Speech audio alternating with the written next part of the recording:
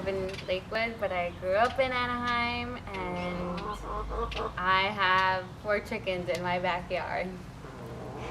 I'm a 5th year in the PhD program at USC, and I am doing my dissertation on immigration lawyering.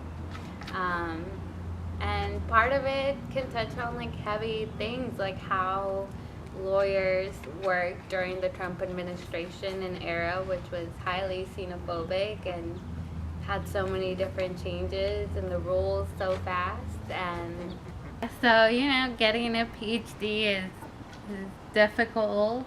There's perils and sort of an emotionally intense process to get an advanced degree. And colleagues of mine have gotten dissertating cats or dissertating dogs, and luckily for me I got 4 dissertating chickens. Where did you find them?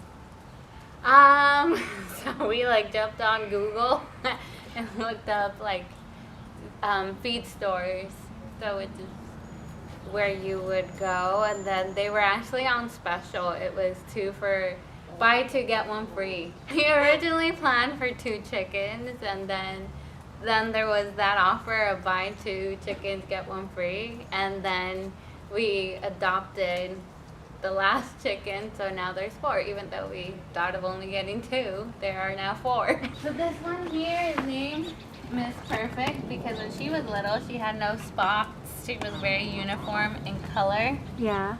And then this one here is named Golden Eye because when she was little, around her eye it was more yellow than her sisters. Yeah. This one here is named White Wing because when she was little she had a white tip in her wings.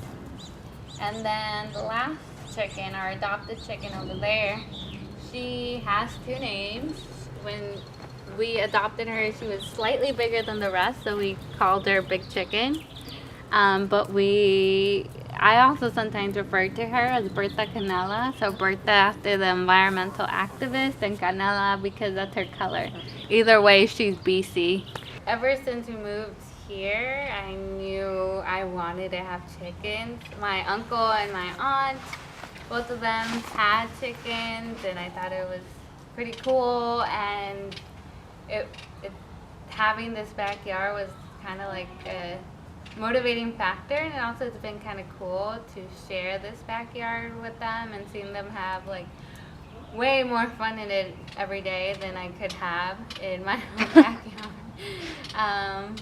And then when the pandemic hit and things sort of slowed down and we were stuck inside the house, it sort of became an opportunity to get serious about having chickens. So right before the chickens came in, we adopted an orphan duck. And when we had Duck, it was him all by himself. He had an issue with his legs where he couldn't walk and he couldn't run. And so we adopted the chickens thinking like, oh, Duck is gonna have fun seeing other kinds of birds sort of around him, but that didn't really pan out. He was kind of indifferent, and I think most of the time he thought they were loud and obnoxious, which I don't blame him.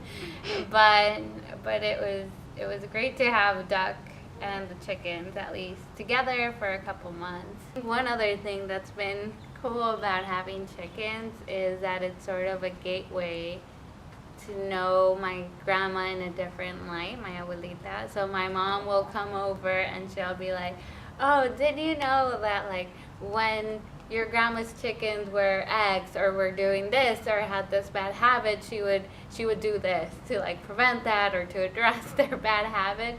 And it's sort of fun learning about my abuelita in a different way, that although I never saw her in the capacity of having chickens, through my mom I'm learning about her in this different light. Yeah.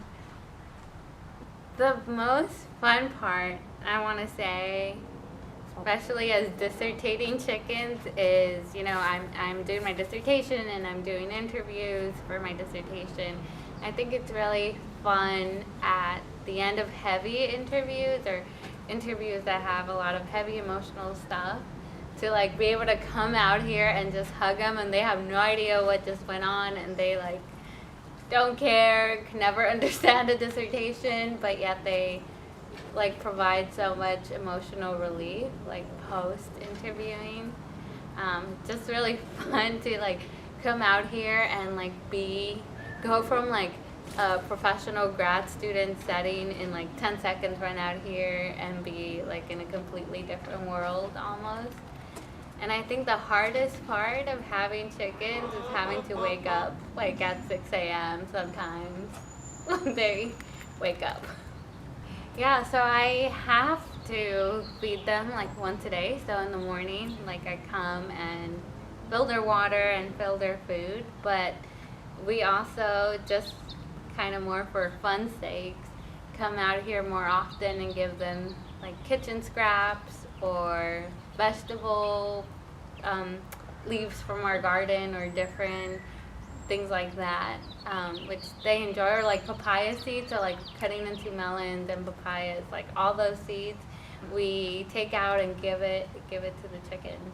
Yeah, where do you see yourself going from here now that you've had chickens since the pandemic started? Yeah, I think I see myself always having chickens. I guess I'm signing up for a lifetime of waking up when the sun rises, but it's well worth it seeing their little different personalities blossom, and then having the reward of backyard eggs is also pretty cool.